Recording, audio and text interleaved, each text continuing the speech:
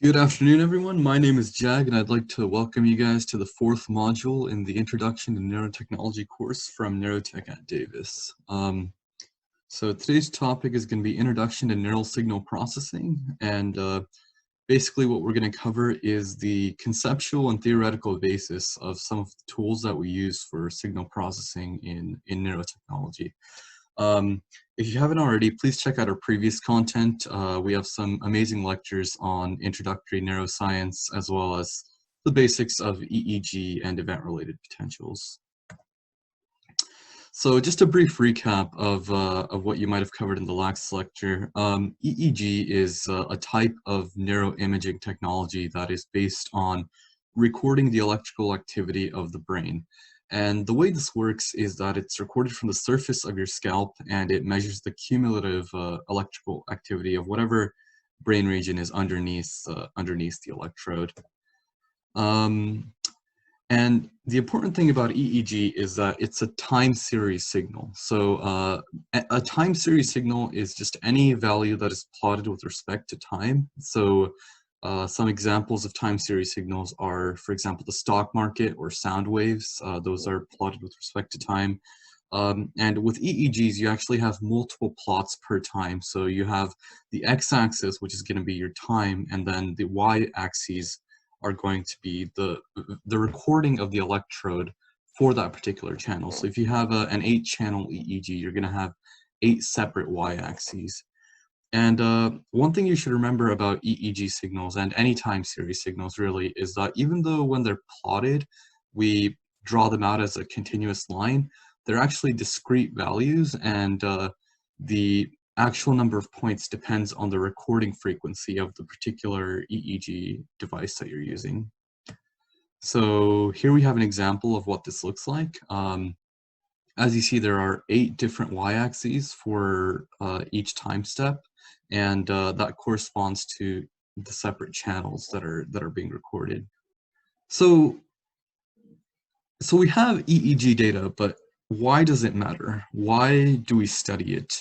And the answer to that, in the context of neural interface development, is classification. And this is true not just for EEG data, but a lot of other time series data as well. So for studying the stock market, for example, you might want to have a system that is capable of looking at the time series data from the stock market and determining whether it's a good buy opportunity right now or a good sell opportunity. So with EEG, we want to do the same thing. You know, we want to be able to look at user data and classify, is the user thinking left or right, or whatever other distinction you want to make for a neural interface. And you'll see that once we're able to achieve this, once we're able to classify user data based on their EEG signals, their users' thoughts based on their EEG signals, we can develop some really powerful neural interfaces, and we'll see some of the applications towards the end of this lecture.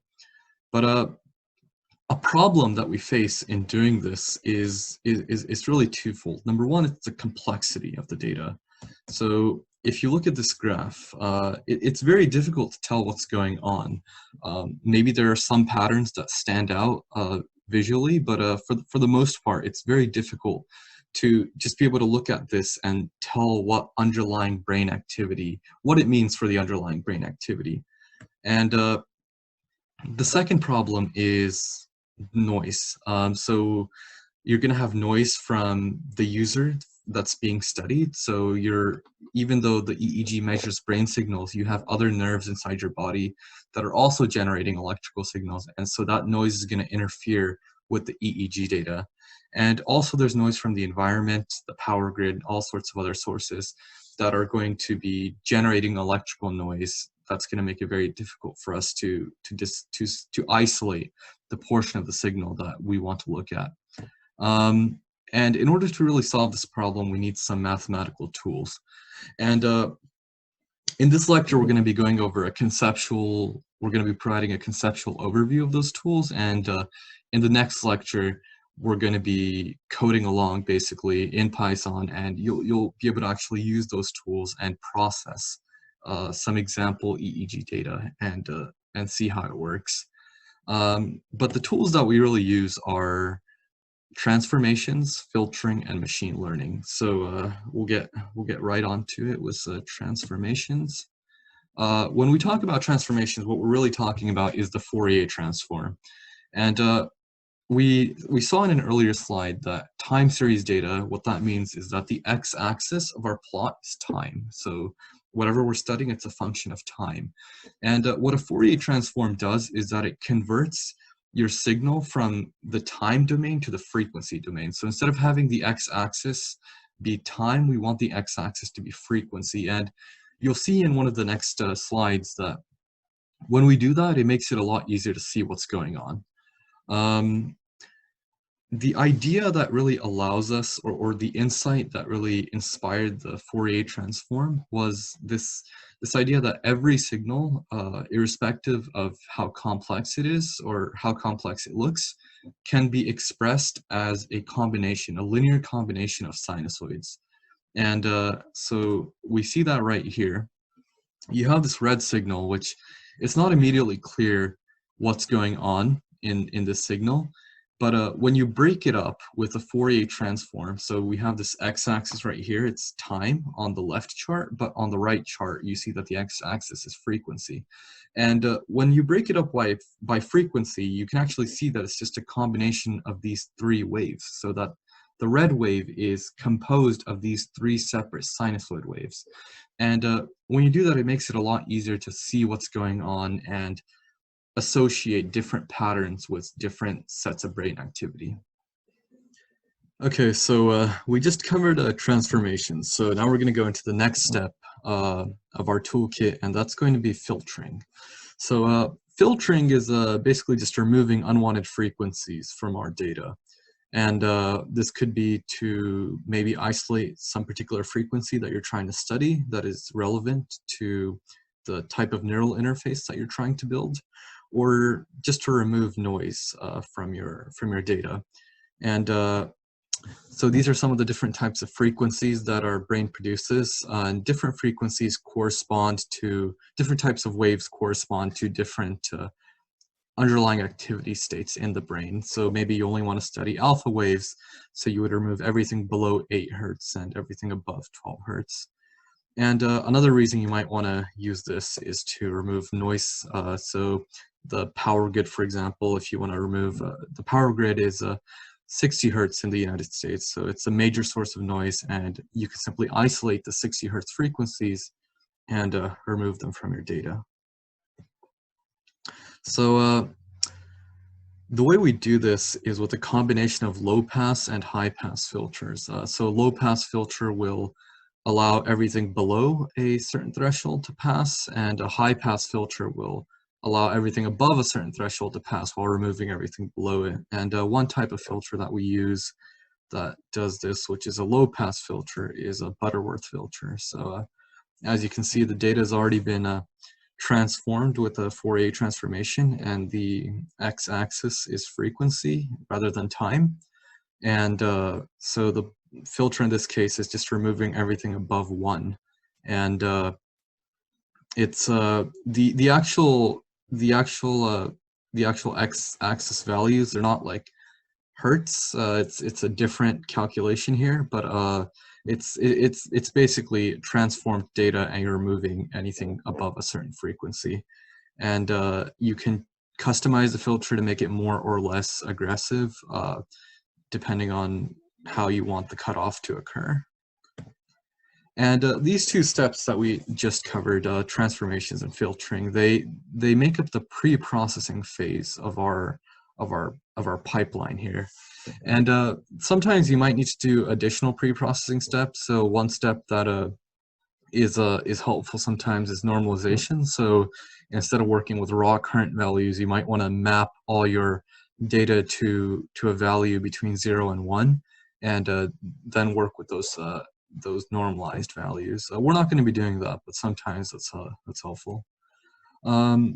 So the next step after pre-processing, after these two pre-processing steps, is machine learning. And this is where we really start building systems that analyze our data and identify patterns. And then based on those patterns, they learn to create classifications. So there are many approaches to doing this, but the one that we use is deep learning. And basically the way this works is with a computation graph.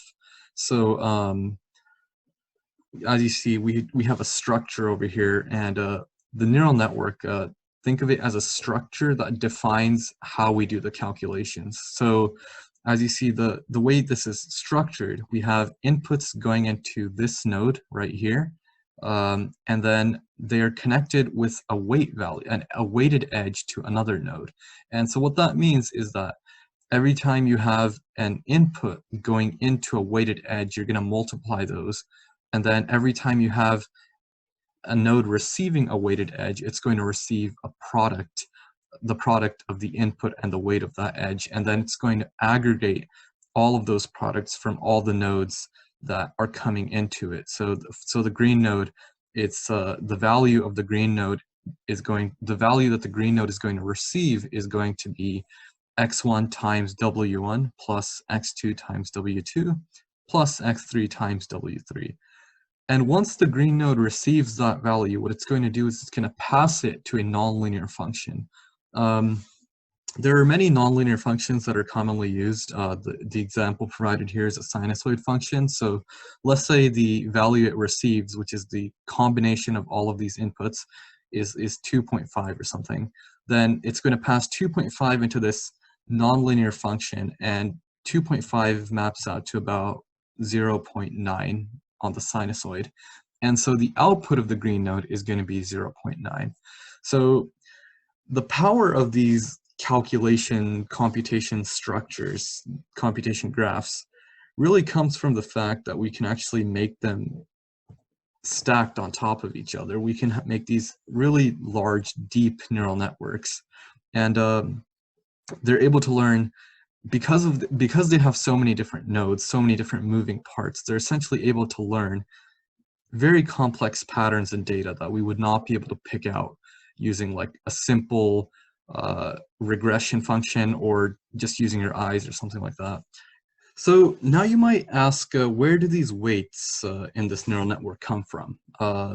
And the answer to that is through a process called training. So basically, when we start off training, the weights are typically initialized randomly. And so let's look at this particular graph over here. And let's say the very top green circle right here, the top neuron in the output layer corresponds to the user thinking left, and the bottom one corresponds to the user thinking right. Then after the neural network is done with all of its calculations, we want the value at the top to be close to 100% or 1 and 1.0, and the value in the bottom to be close to 0% or 0.0. We use a different function, softmax, called the softmax function, so it's not exactly percentages, but something along those lines, basically. And so basically what we want the neural network to do is make all these calculations with all of these weights and then come to a final answer where the answer at the top node, the value at the top node is close to 1 and the one at the bottom is close to 0. But when it's initialized randomly, that's probably not going to be the case because they're random. So they might both be pretty close to 0.5.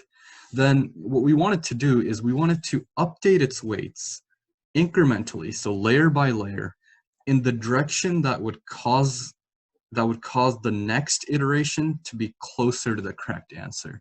And this process of modifying the weights is called backpropagation. So think of it as we are propagating the error from the very last layer to each of the weights that got you to the last layer.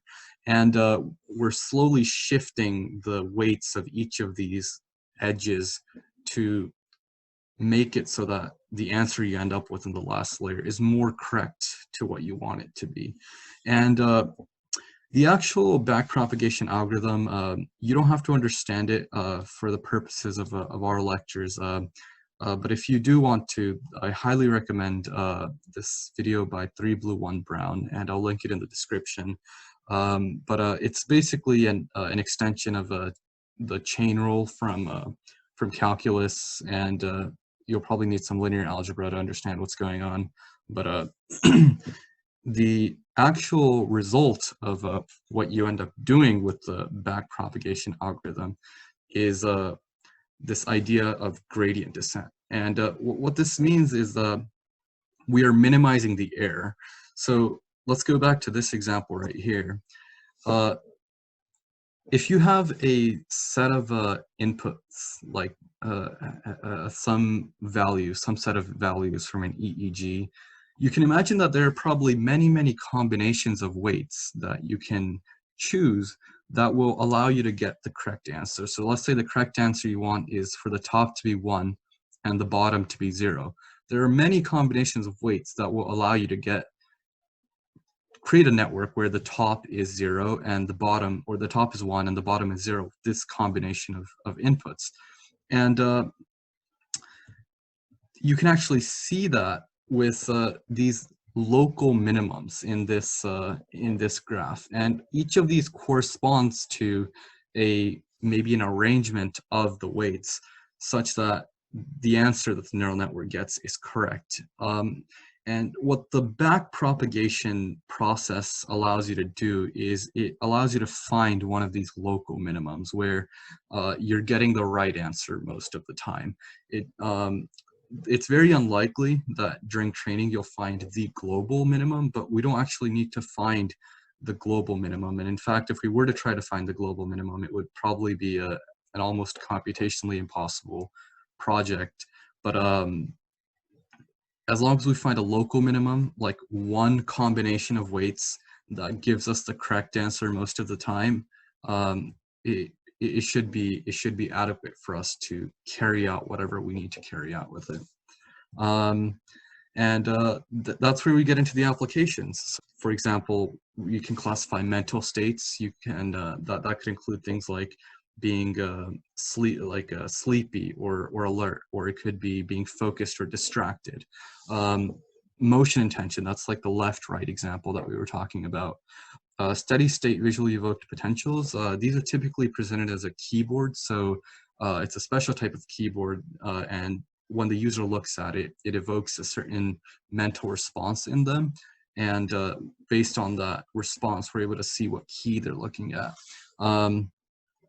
Event-related potentials you covered in the last lecture with Kushal, and some of the more interesting applications that we're able to do using the same basic idea is things like recording dreams and figuring out what sentences you're thinking about simply from your mental activity.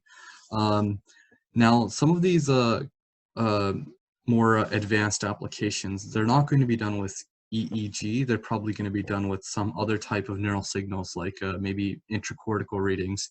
But the same idea, the basic idea of processing signals, neural signals, in order to make classifications, that remains the same. The core ideas from signal processing, those are going to remain the same. And the machine learning, that is going to be applicable in all types of signal application, signal interpretation projects. And